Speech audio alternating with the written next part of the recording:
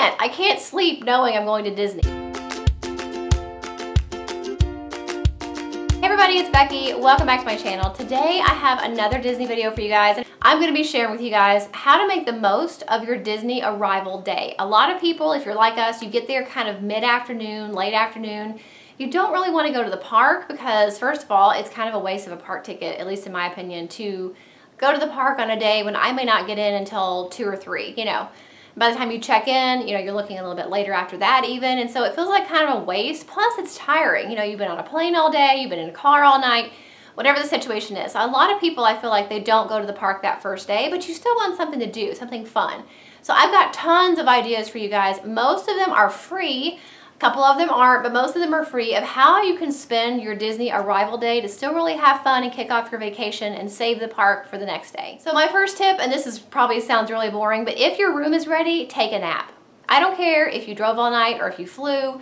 It is going to do you a world of good to take a nap while you can. You're going to be running around all week like a crazy person, go back and forth to parks and making it to fast passes and getting your dining reservations on time.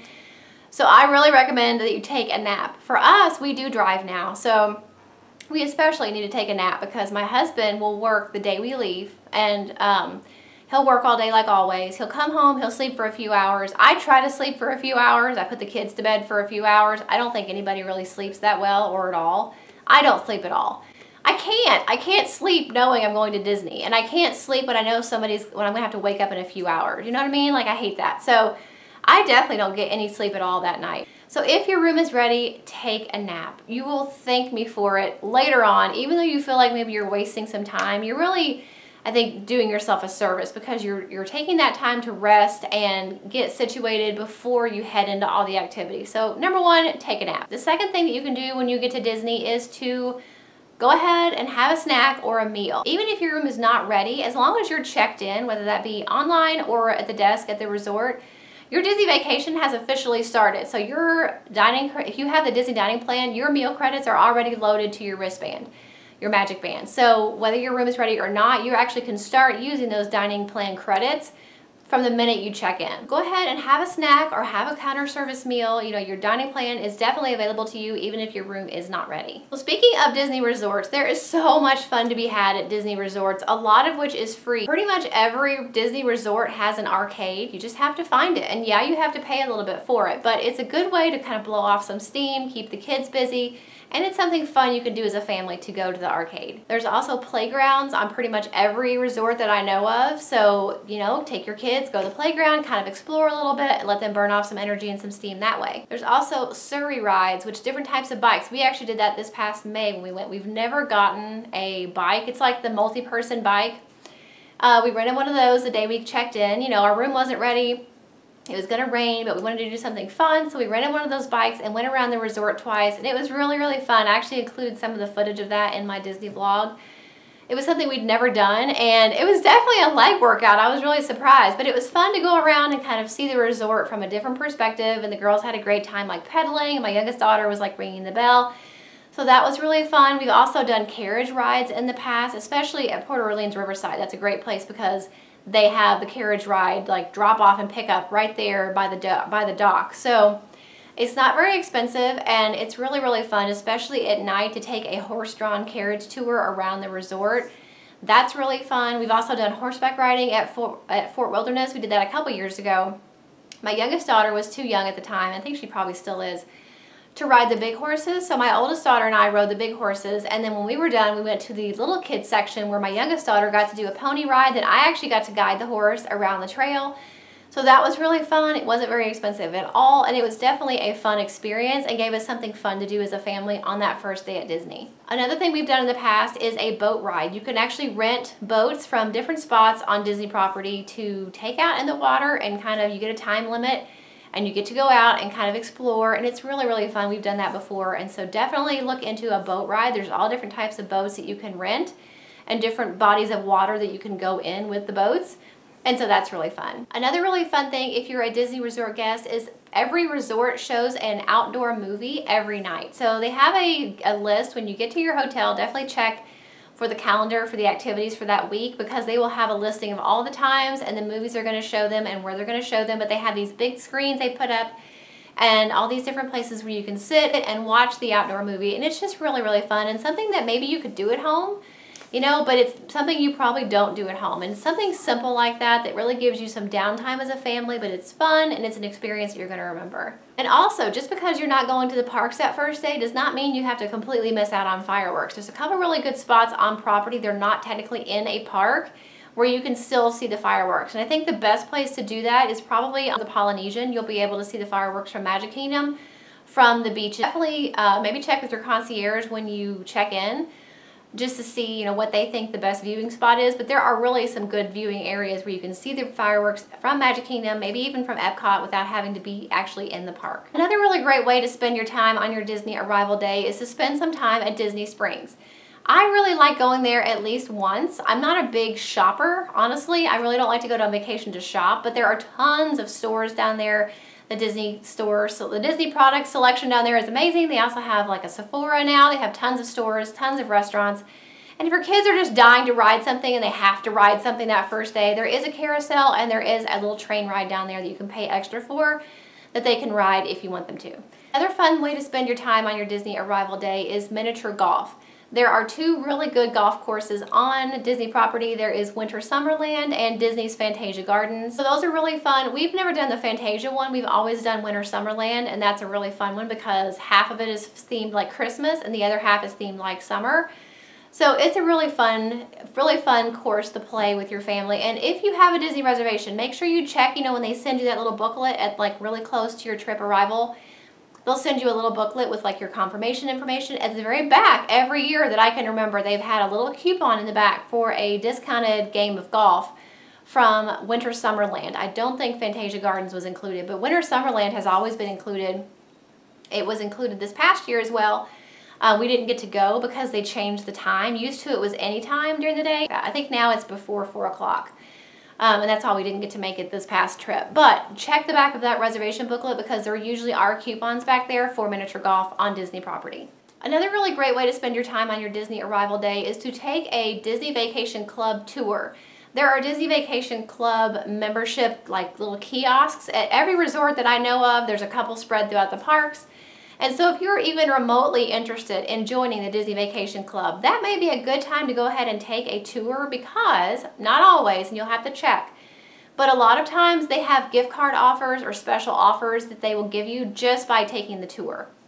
So plus it's a really fun thing to do. I think it's kind of like a field trip where you get to kind of look at the different resorts and hear more about the Disney Vacation Club. And I know like right now, I got an offer in the mail to get a $100 gift card, Disney gift card, whenever I would take a Disney Vacation Club kind of tour. So it's definitely something to ask to see what they're offering. And if you're, like I said, if you're even remotely interested in the Disney Vacation Club, the first day you get to Disney may be a good day to go ahead and get that tour done, because you're going to be busy all week. You're probably not going to make time for it, and especially if they give you a gift card for doing the tour, that'll be something you can spend while you're on your vacation. Another good thing to do on your Disney arrival day, and this kind of goes back to tip number 1, is go to bed early. There is no sense in knocking yourself out, staying up all crazy hours of the night, feeling like you have to be awake every minute of the day or you're going to miss some of your Disney vacation. You know, I feel that. I know what you mean. Time is money, and you feel like if you're not awake and doing stuff, you're wasting money.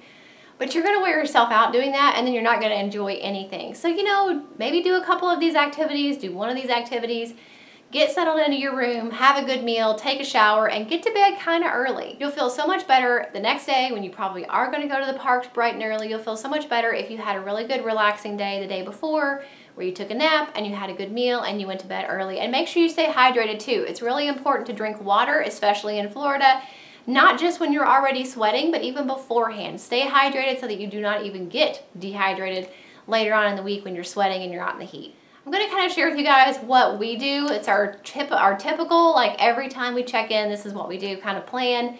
And our vacation really needs these things. Like we know this is the kickoff of our vacation when we've done this, and this, you know. So we have a couple things that we kind of have to do that first day to really make it feel like our Disney vacation has officially started. And the first thing is staying at the right resort. My favorite resort is Port Orleans Riverside. You guys know this if you've watched me for a while. I grew up going there, like literally. It was since I was like 9 or 10 years old. I went there every year, and it was called Dixie Landings back then. Now it's been changed to Riverside, but It's an amazing resort. It is a moderate resort, so it's not the cheapest, it's not the most expensive. I personally feel like it's definitely the quality of a deluxe resort, but that's just my opinion. I just think it's beautiful. The grounds are beautiful, and I love it. So we always stay at Riverside, and one really great thing about Riverside and Port Orleans French Quarter is they actually have boat service from those two resorts to downtown Disney, or Disney Springs as it's called now. So that's what we always do. We always check in. We get to our room, kind of get situated, take a nap. As I said, it's a big deal to take a nap. So we take a nap for a couple hours, and then we usually change clothes, freshen up. We feel so much better when we get up, and then we take the ferry boat from our resort to Disney Springs, and we eat at Rainforest Cafe. Rainforest Cafe is one of our favorite restaurants on Disney property, and it's one of our favorite restaurants in the world, like anywhere. And they have a location at Disney Springs. They also have a location at Animal Kingdom. So over the course of the time that we're on vacation at Disney, we usually eat at Rainforest Cafe about 4 or 5 times. Like, we really, really like it.